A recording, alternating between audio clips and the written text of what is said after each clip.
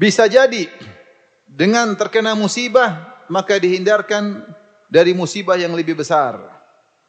Dihindarkan dari musibah yang lebih besar, dari keburukan yang lebih besar.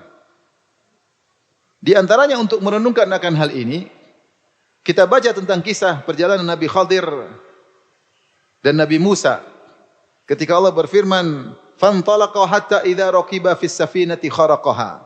Qala akharaqtaha litughriqa ahlaha laqad ji'ta syai'an imra." Ketika Nabi Khadir dengan Nabi Musa berjalan, kemudian mereka naik perahu, naik kapal gratisan. Mereka kenal Khadir karena Khadir adalah penduduk setempat. Musa orang jauh, mereka enggak kenal. Karena melihat Khadir, pemilik kapal bilang gratis. Setelah gratisan malah Khadir merusakin kapal, setelah turun dirusakin kapal tersebut. Ini kok Nabi Musa heran. Kok air susu dibalas dengan air tuba? Qala akharaqtaha. Kenapa kau rusak itu kapal? Litughriqa ahlaha, bisa membuat kalau orang naik tenggelam.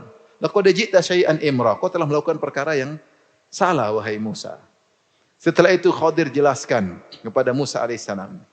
Amma as-safinatu fakanat limasakina ya'maluna fil bahri fa aradtu an a'ibaha wa kana wara'ahum malikun ya'khudhu kulla safinatin qasba.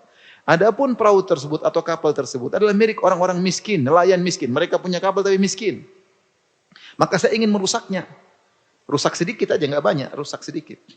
Kenapa? Karena akan datang di belakang mereka raja yang suka ngerampas kapal-kapal yang bagus.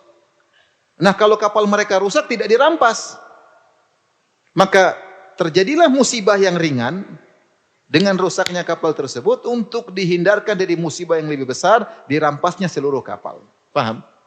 Ini kaidah. Bahwasanya terkadang kita terkena musibah kecil untuk terhindar dari musibah yang besar. Disebutkan ada seorang yang dia ahli perang, kemudian dia terkena musibah, entah jatuh dari kudanya, entah apa, sehingga dia tidak bisa berdiri.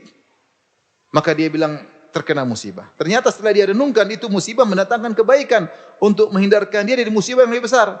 Ternyata ketika dia sedang sakit tersebut, dia diperintah oleh penguasa untuk menghadang rombongan Al-Husain bin Ali bin Abi Thalib radhiyallahu taala anhuma.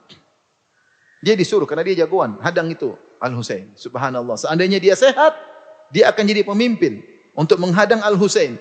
Kalau dia jadi pemimpin, bisa jadi dia membunuh Husain. Maka dia bersyukur kepada Allah, bukan dia yang menghadang.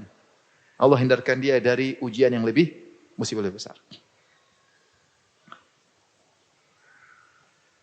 Kita sering dengar, ada kawan saya cerita dia mau ke bandara, ada halangan telat.